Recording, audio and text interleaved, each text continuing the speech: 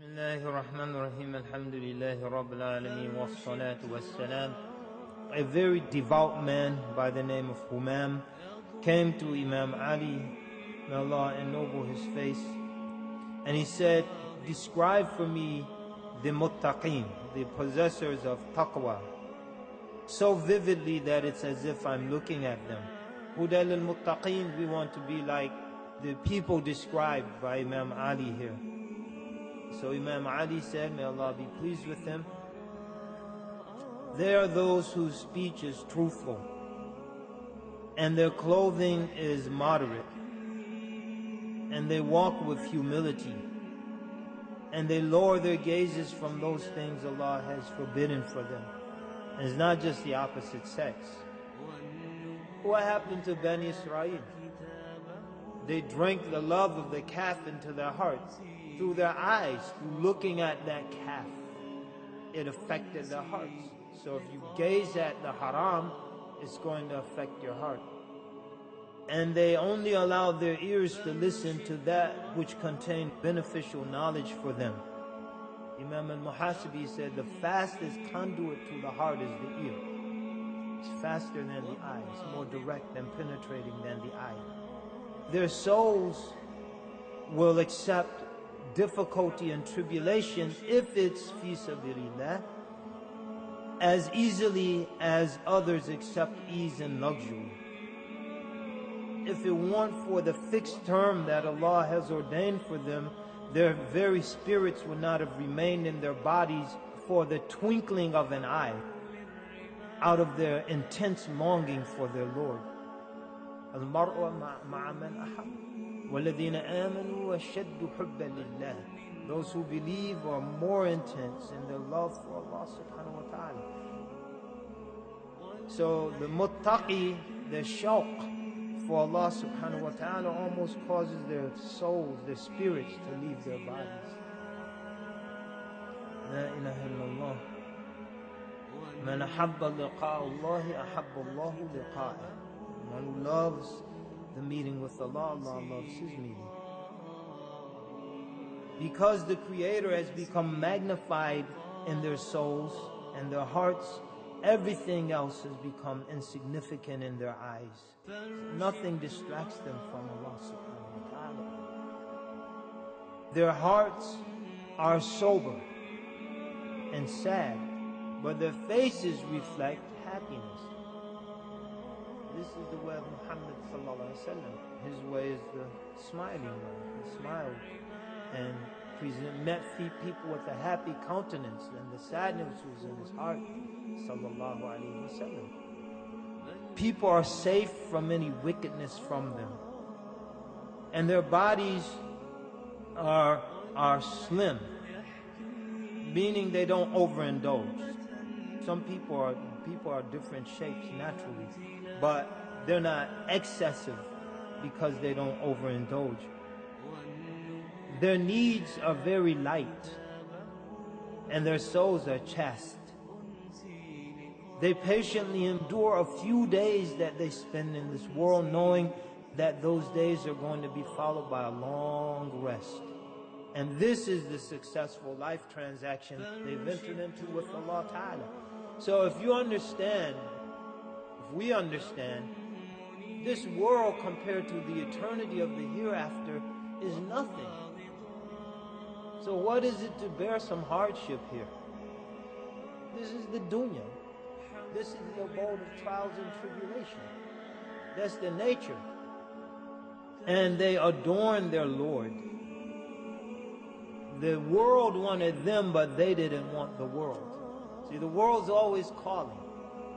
And the only way to avoid its call is you can't want it. It's always calling, and the only one way to be safe for is not want it. Now, if Allah gives it to us and we use it fi sabilillah, that's wonderful.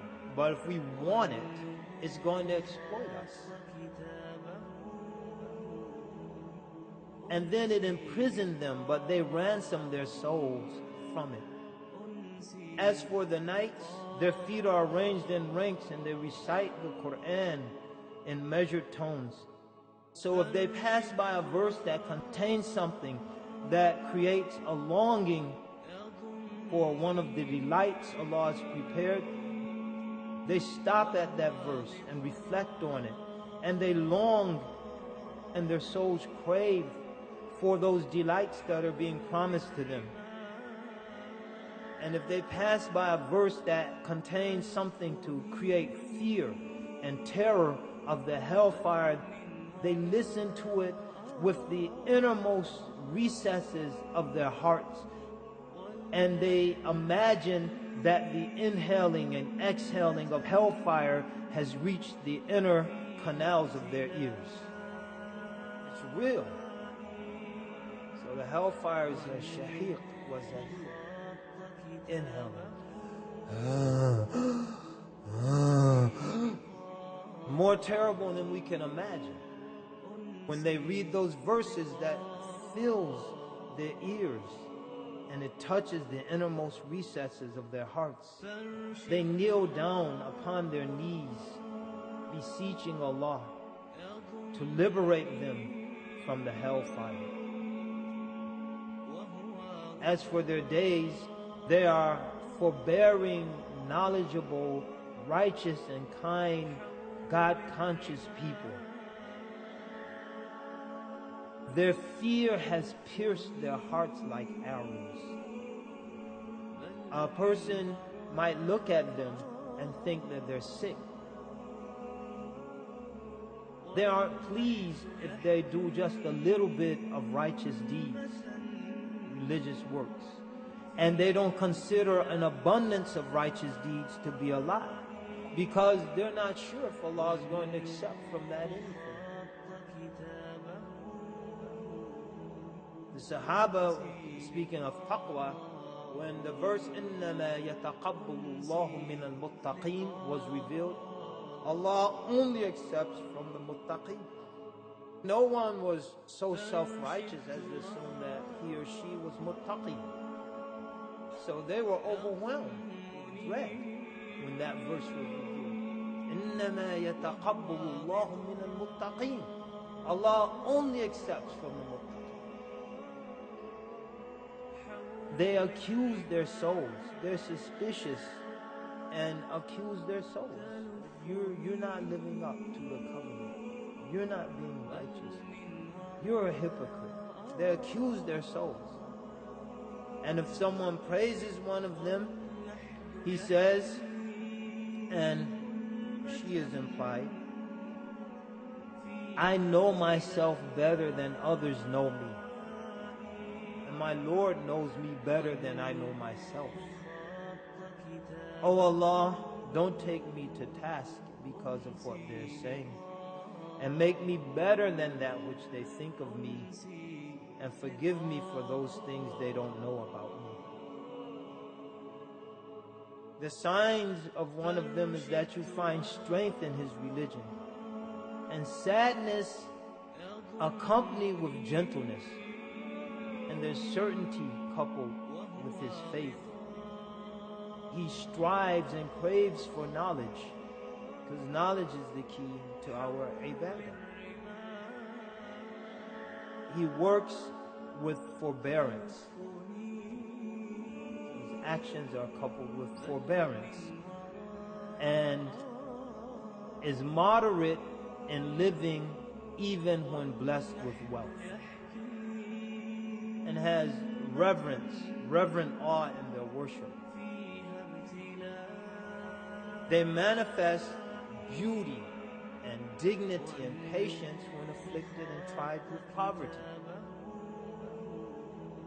One who doesn't know them thinks they're rich because of their self-reliance, and they're suffering severe poverty. They persevere through difficulty. They seek their sustenance from lawful income, and they're very energetic in seeking guidance and extending guidance to others. They're agitated whenever they find any greed within themselves. He does righteous deeds, or they do righteous deeds, all the while trembling out of fear, will those deeds be accepted or not. He wakes up in the morning, he reaches the night rather, yumsi wa hammuhu shukr, And his concern is thankfulness, thanking Allah for the blessings he's attained that day. And he rises up in the morning, his concern is dhikr, his remembrance of Allah, to remember Allah throughout that day and extend to Allah the rights that are owed to him. And he goes to bed at night concerned, deeply concerned, will what he did, the acts he did that day, be accepted of him. He wakes up in the morning delighted. His caution and fear or concern, grave concern, upon reaching the night is for the heedlessness that may have afflicted him during that day. And he's delighted when he reaches the morning, or she, because of the good and the virtue and mercy of Allah that they've been blessed with during the night, which indicates what? That some of their night was spent in worship, because that fadl and rahmah came through their worship at night.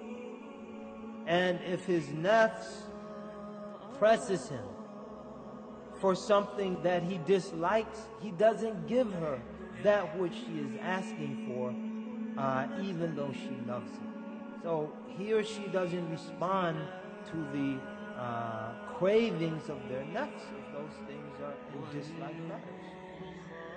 The coolness of his eye lies in that which is permanent, the akhirah. وَالْآخِرُةُ خَيْرُ وَأَبْقَى. The hereafter is better and longer lasting. And his abstinence and detaching his heart is from that which will not last, the dunya. كُلُّ مَنْ عَلَيْهَا فَانٍ. This dunya is not going to last, so we shouldn't attach our hearts to it. They mix forbearance with knowledge. And knowledge is important because they know when to forbear and when to be assertive. Islam is action. Speech is secondary. كَبْرَ مَقْتًا عِنْدَ اللَّهِ أَن تَقُولُوا مَا لَا تَفْعَلُونَ. Grievously hated is it with Allah that you say that which you do not do.